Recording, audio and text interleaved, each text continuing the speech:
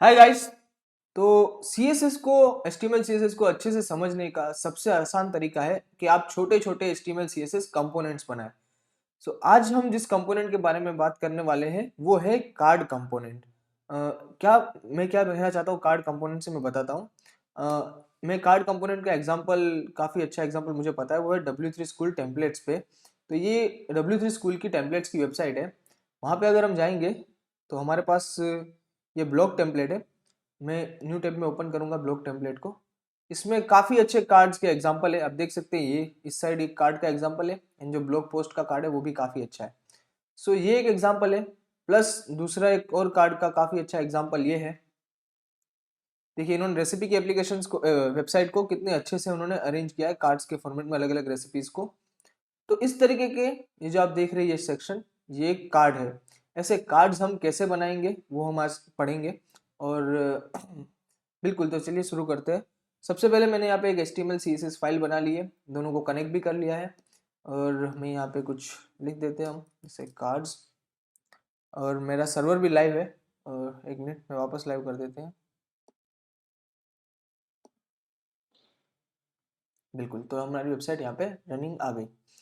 तो हमें आज जो हम सबसे पहले अटेम्प्ट करने वाले बनाने की वो है ये कार्ड। इसके लिए सबसे पहले हम समझ लेते हैं कि हमें हमारा HTML कैसे रखना, हमें हमारा HTML को कैसे अरेंज करना पड़ेगा कि हम इस कार्ड तक पहुंच पाए। तो जैसे कि मैंने पहले ही बताया था कि वेबसाइट के ऊपर सब कुछ एक बॉक्स है, सब कुछ सिर्फ बॉक्सेस के अंदर बॉक्सेस और बॉक्सेस का अरेंजमेंट है। तो इससे मैं क्या कहना चाहता हूँ मैं दिखाता हूँ आपको। अगर मान लीजिए मैं यहाँ पे इमेजिन करूँ अगर, तो सबसे पहला ये इसको अगर बॉक्स में इमेजिन करूँ मैं, अगर डिव्स में इमेजिन करूँ अगर, तो सबसे पहला सबसे मेन डिव, सबसे बड़ा डिव आ जाएगा, वो ये होगा। ठीक है, मैं कलर चेंज कर देता हूँ इसका, दिखेगा बिल्कुल। हाँ, ये सबसे मेन डिव होगा हमारा। ठीक है, और इसके अंदर दो और ब्लॉक है। ये पहला ब्लॉक जो कि ये पहला बॉक्स जो इमेज का बॉक्स होगा वो, दूसरा बॉक्स कंटेंट का बॉक्स होगा एक। ठीक है, और एक होगा हमारा नाम का, ये हेडिंग का बॉक्स इस तरीके से। ठीक है, और एक होगा हमारा पैराग्राफ का बॉक्स। मेनली एक बड़े बॉक्स के अंदर इमेज, हेडिंग एंड पैराग्राफ तीनों एक लाइन में आएंगे, इस तरीके से होगा अरेंजमेंट कुछ हमारा। चलिए देखते हैं हम इसको हमारे UI के अंदर कैसे बना सकते हैं। सबसे पहले हम मेन कंटेनर बनाएंगे जो कि होगा, जिसको मैं क्लास दे दूंगा कार्ड कंटेनर। अब सबसे पहले इमेज का ब्लॉक एक है, फिर नेम का एंड फिर पैराग्राफ का। ठीक है, तो चलिए यहीं से हम करते आगे बढ़ते हैं। इसी इमेज को अगर मैं कॉपी कर लूँ तो मैं इमेज को भी वहाँ पे ला सकता हूँ। मैं इस बस कॉपी इमेज एड्रेस कर लूँगा यहाँ से, और IMG एक इमेज टैग बनाऊंगा जो सबसे पहले होगा, उसके अंदर ये इमेज डाल देंगे हम। अल्टरनेट में हम कुछ भी लिख सकते हैं। ठीक है, देखते हैं चलिए हमारी वेबसाइट का अभी कैसा लुक आया है। अभी तक हमने बिल्कुल एक इमेज ले ली है। हाँ, पर ये इमेज काफ़ी क्या कहते हैं, पहले से ही साइज्ड में है एकदम। जनरली ऐसी बिल्कुल एग्जैक्ट परफेक्ट साइज में इमेज हमारी होगी नहीं। तो इसके लिए हम क्या करेंगे, वापस जाएंगे हम, यहाँ पे हम अलग इमेज चूज करेंगे जो कि बिल्कुल अलग होगी। हम कोई बड़ी इमेज चूज करते हैं जो नॉर्मली जैसी इमेज होती है, बड़ी छोटी कैसी भी साइज की। सो मैं एक इमेज ये चूज कर लेता हूँ, बिल्कुल कॉपी इमेज एड्रेस, और इस इमेज की जगह हम ये इमेज रिप्लेस कर देते हैं, क्योंकि मैं एग्जांपल देना चाहता हूँ कि भाई किसी भी साइज की इमेज को आप फिर कैसे अरेंज कर सकेंगे। ठीक है, तो ये मैंने एक इमेज ले लिया, आप देख रहे हैं अभी तो बहुत बड़ी इमेज है, बहुत बड़ा बड़ा सब कुछ दिख रहा है, कोई इशू नहीं है। और हम दूसरे दो ब्लॉक भी बना लेते हैं जो कि हमारा हेडिंग होगा एक। ठीक है, H2 हेडिंग में दे देते हैं माई ड्रीम। ठीक है, और पैराग्राफ भी लिख देते हैं इसके नीचे कुछ। तो मैं डमी टेक्स्ट जनरेट कर दूंगा। मैं विजुअल स्टूडियो कोड में फीचर है, अगर हम लोरेम के बाद, जैसे अगर मुझे 50 वर्ड्स चाहिए तो मैं लोरेम 50 करूँ, एंटर दबाऊँ, तो वो 50 वर्ड्स मुझे पैराग्राफ के अंदर दे देगा। अब हम अगर हम अभी देखते हैं तो आप देखेंगे कि ये कैसा हो गया है। एकदम ऐसा लग रहा है जो हम काफ़ी क्लोज है वैसे तो, बट अभी भी बहुत सारी अरेंजमेंट्स हमें करनी है। सबसे पहले अरेंज हम क्या करेंगे, हमें क्या करना है सबसे पहले, तो इस कार्ड की जो विड्थ है ना, पूरी की विड्थ उसको छोटी करनी है थोड़ी हमें पहले तो, ठीक है। तो हम कार्ड कंटेनर को CSS में पकड़ेंगे, CSS फाइल मैंने पहले से ही कनेक्ट कर दी है। हम यहाँ पे इसको पकड़ेंगे और इसको विड्थ देंगे, हम विड्थ दे देते हैं कुछ 300 पिक्सल। हम वापस जाएंगे, विड्थ चेंज नहीं हुई, लेकिन आप नीचे देखिए, हाँ विड्थ बिल्कुल चेंज नहीं हुई है, मैंने कुछ गलती की है शायद। ओके, कंटेनर का स्पेलिंग गलत है, कंटेनर होना चाहिए, सही है, अब हो जाएगा। हाँ विड्थ तो चेंज हुई है, लेकिन इमेज की विड्थ चेंज नहीं हुई है, सिर्फ इसकी विड्थ 300 पिक्सल में आ गई। अब देखते हैं क्या हुआ है, अगर हम इंस्पेक्ट एलिमेंट करके देखेंगे तो हमें ध्यान से समझ में आएगा हुआ क्या। मैंने इस डिव को विड्थ दे दी है सिर्फ 300 पिक्सल की, ठीक है। यहाँ पे आप देखेंगे कि जो इमेज है वो अपनी ही विड्थ फॉलो कर रही है, फिर भी H2 और P ने अपने आप को 300 पिक्सल में अरेंज कर लिया, जो उसके पेरेंट की विड्थ थी उसमें कर लिया। लेकिन हमने पहले भी पढ़ा है कि इमेज काफी इमेज पहले तो अपनी साइज फॉलो करेगी, तो उसके लिए हमें इमेज को स्पेसिफिकली बोलना पड़ेगा कि भाई तू 300 पिक्सल में तू भी आ ही जाए, ठीक है। तो इसके लिए हमें फिर इमेज को अलग से पकड़ना पड़ेगा। अभी तो जैसे हमारे पास एक ही इमेज है, तो मैं सीधा ऐसे कह सकता हूँ कि IMG टेक को मैं बोल दूं कि विड्थ 300 पिक्सल, ठीक है। अब देखेंगे आप, ये छोटा सा कार्ड जैसा एलिमेंट हमें मिल गया है, पर अभी दिक्कत क्या है, एक छोटी सी दिक्कत है कि अब आपको कार्ड कंटेनर की अगर विड्थ बढ़ानी है कभी जाके 400 पिक्सल 500 पिक्सल करनी है, तो विड्थ आपको इमेज की भी वापस बढ़ानी पड़ेगी। तो ये इश्यू से बचने के लिए हम क्या करते हैं मोस्टली, कि हम जो भी, अगर हमें ऐसा चाहिए कि भाई इमेज को अगर हमें बोलना है कि जो भी आपके पेरेंट कंपोनेंट की जो विड्थ है वही आप पूरी की पूरी विड्थ वही ले लो, इसके लिए हम प्रॉपर्टी यूज करते हैं विथ 100%। अगर मैं इसको विथ 100% दे दूं, 100% का मतलब क्या होता है कि 100% ऑफ स्क्रीन विड्थ नहीं, 100% ऑफ योर पेरेंट विड्थ, मतलब जो भी आपके ऊपर वाले कंपोनेंट का जिसके अंदर आप रहते हो उस कंपोनेंट का जो विड्थ होगा उससे आप उसका आप 100% विड्थ ले लीजिए, ठीक है। तो अब अगर अभी आप देखेंगे, अभी आप यहाँ पे जाके अगर आपने चेंज कर दिया विड्थ को 500 पिक्सल कर दिया, अब देखिए इमेज भी बड़ी हो रही है, साथ साथ ही साथ टेक्स्ट भी बड़ा हो रहा है, तो सब कुछ एक साथ काम कर रहा है, क्लियर, ठीक है। वापस हम 300 पिक्सल कर लेते हैं। अब कुछ और डिजाइनिंग पे आते हैं, जैसे आप देख रहे होंगे ये कार्ड के अंदर, ये कार्ड के ऊपर मैंने कुछ ज्यादा डिजाइनिंग कर दी, निकाल देते, चलिए देख सकते हैं आप। अब ये कार्ड के ऊपर अब कुछ पेपर जैसा इफेक्ट है, जैसे शेडो इफेक्ट आ रहा है, ये बैकग्राउंड कलर व्हाइट हमें दिख रहा है, इसका टेक्स्ट कंटेनर के ऊपर बैकग्राउंड कलर व्हाइट दिख रहा है, ये सब कैसे हो रहा है, ये सब हम देखते हैं। तो सबसे पहले तो अगर हमें, आप देखिए बॉडी का कलर उन्होंने कुछ अलग दिया हुआ है, व्हाइट नहीं है, हमारी बॉडी का कलर एकदम पूरी की पूरी जो बैकग्राउंड कलर है हमारा वो एकदम व्हाइट है। तो इस वजह से सबसे पहले हम अगर यहाँ पे बैकग्राउंड कलर व्हाइट भी दे देंगे अगर सारी की सारी टेक्स्ट को, हमारी जो भी ये टेक्स्ट है उसको, तो भी वो नहीं दिखेगा। इसलिए हमें बॉडी का कलर इस कलर जैसा करना होगा थोड़ा। इसके लिए हम यहाँ पे इंस्पेक्ट एलिमेंट करके हम चेक कर सकते हैं इनकी बॉडी का कलर कैसा है।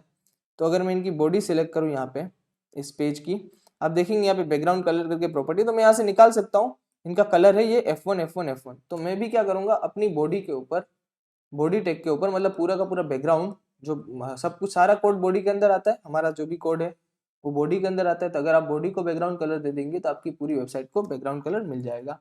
अगर आपने बॉडी को दे दिया बैकग्राउंड कलर जो हमने वहां से कॉपी किया है,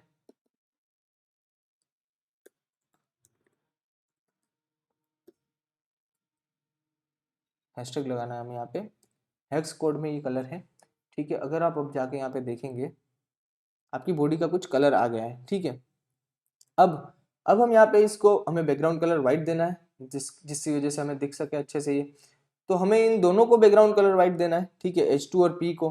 तो बेटर क्या रहेगा कि हम इन दोनों को एक डिव के अंदर डाल दें, ठीक है। तो मैं यहाँ से इनको कंट्रोल X कर लूंगा पहले, फिर एक डिव बनाऊंगा जिसको मैं बोलूंगा कंटेंट क्लास दे दूंगा, और इसके अंदर मैं सारा कोड हमारा डाल दूंगा। अभी देखेंगे तो ये कुछ ज्यादा चेंज नहीं हुआ, बस हमने कंटेंट के ऊपर बैकग्राउंड कलर व्हाइट देने के बाद भी आपको एक गैप दिख रहा है यहाँ पे। स्टाइल्स डॉट CSS में जाके कंटेंट के ऊपर मैं बैकग्राउंड कलर व्हाइट लगा सकता हूँ, बैकग्राउंड कलर व्हाइट लगा दिया मैंने। अब देखेंगे बैकग्राउंड कलर व्हाइट दिख रहा है आपको। कंटेंट के ऊपर बैकग्राउंड कलर व्हाइट देने के बाद आपको ये गैप दिख रहा होगा यहाँ पे, ठीक है। वो गैप कैसे आ रहा है, चलिए देखते हैं हम थोड़ा इंस्पेक्ट एलिमेंट करके, क्योंकि हमने तो एलिमेंट नीचे नीचे ही लगाए हुए हैं, तो वो गैप कहाँ से आ रहा है। ऐसे जब भी दिक्कत है आप इंस्पेक्ट एलिमेंट करके आप देख सकते हैं इस तरीके से। अगर आप नीचे जाए तो ये डिव यहाँ तक आ रहा है, अब इसके अंदर जाऊँ अगर मैं तो H2 है उसका कुछ डिफॉल्ट मार्जिन है, जो ऑरेंज कलर आपको दिख रहा है वो मार्जिन है H2 का। वो कुछ जो ब्राउजर होता है हमारा वो डिफॉल्ट कुछ मार्जिन लगाता है, जो कि उसकी खुद की स्टाइल होती है वो लगाता है। इस वजह से आपको वो वहां पे गैप दिखने को मिल रहा है। तो इसका सॉल्यूशन हम देखते हैं अब क्या हो सकता है। आप वैसे मार्जिन तो आएगा ही आएगा, H2 पे कुछ ना कुछ तो आप मार्जिन दोगे ही दोगे। तो इसका एक सॉल्यूशन क्या हो सकता है कि आप बैकग्राउंड कलर व्हाइट दो, यहाँ पे मत दीजिए आप बैकग्राउंड कलर व्हाइट, आप पूरे के पूरे कार्ड कंटेनर को बैकग्राउंड कलर व्हाइट दीजिए, तो वो कंसिस्टेंट हो जाएगा। सो मैं यहाँ से बैकग्राउंड कलर व्हाइट हटा के पूरे के पूरे कार्ड कंटेनर को बैकग्राउंड कलर व्हाइट दे दूंगा, तो वो अब आप देखेंगे पूरे के पूरे कार्ड पे आ गया। अब एक दिक्कत है हमें कि टेक्स्ट ज्यादा ज्यादा ही टेक्स्ट अंदर जा रही है इसके, ठीक है, एकदम बॉर्डर को टच कर रही है, तो हमें थोड़ी दूर करनी है बॉर्डर से, अंदर के कंटेंट को हमें दूर करना है। तो उसके लिए हम अप्लाई क्या करते हैं, पैडिंग, ठीक है। लेकिन देखिए अगर आप पैडिंग यहाँ पे अप्लाई कर देंगे कार्ड कंटेनर पे, ठीक है, जैसे 10 पिक्सल आपने पैडिंग यहाँ पे अप्लाई कर दिया, तो क्या हो जाएगा, आपकी आपकी इमेज भी पैडिंग के साथ थोड़ी अंदर आ जाएगी, जो कि हमें नहीं चाहिए। हमें सिर्फ चाहिए कि हमारा कंटेंट जो हमने लिखा है वो थोड़ा अंदर आ जाए। इसलिए हम क्या करेंगे, हम कंटेंट पे ही पैडिंग लगाएंगे 10 पिक्सल, आप देखेंगे कि कंटेंट हल्का सा अंदर आ गया। तो ये आपने बना दिया सिंपल कार्ड, ठीक है। अब ऐसे आप दूसरे भी कार्ड बना सकते हैं हाइट और विड्थ के साथ, अब आगे हम देखेंगे वो सारे बाद में। लेकिन सबसे पहले हम एक चीज देख लेते हैं यहाँ पे, कि आप देख रहे हैं ये एक इफेक्ट आ रहा है यहाँ पे, शेडो इज इफेक्ट, जिससे ऐसा लग रहा है जैसे बॉडी से थोड़ा सा ऊपर है ये चीज। इसको बोलते हैं box shadow effect. Box shadow effect इसको बोलते हैं, और हम सीखेंगे कि ये इफेक्ट हम कैसे अप्लाई कर सकते हैं। उसको सीखने के लिए सबसे पहले हम एक वेबसाइट पे जाते हैं। मैं सर्च करूंगा बॉक्स शेडो, आप भी सर्च करिएगा इस वेबसाइट को, बॉक्स शेडो मोजिला अगर आप लिखेंगे तो मोजिला फायरफॉक्स जो ब्राउजर है उसकी ये वेबसाइट है, जहाँ पे अलग अलग CSS प्रॉपर्टी को अच्छे से डिफाइन किया हुआ है। तो यहाँ पे ये बॉक्स शेडो प्रॉपर्टी है, ठीक है। हम पहले से पढ़ेंगे बॉक्स शेडो प्रॉपर्टी, बॉर्डर की तरह ही समझिए कि जैसे बॉर्डर में हम 10 पिक्सल सॉलिड एंड कलर देते हैं, उस तरीके से बॉक्स शेडो में कुछ अलग प्रॉपर्टीज है। सबसे पहले मैं 0 0 सबको कर देता हूँ, क्योंकि मैं अच्छे से आपको समझा पाऊँ कि बॉक्स शेडो कैसे यूज होता है। और रेड, ठीक है, कोई नहीं, कलर तो हम रेड रखते हैं। तो पहली जो प्रॉपर्टी है वो एक्स एक्सिस है।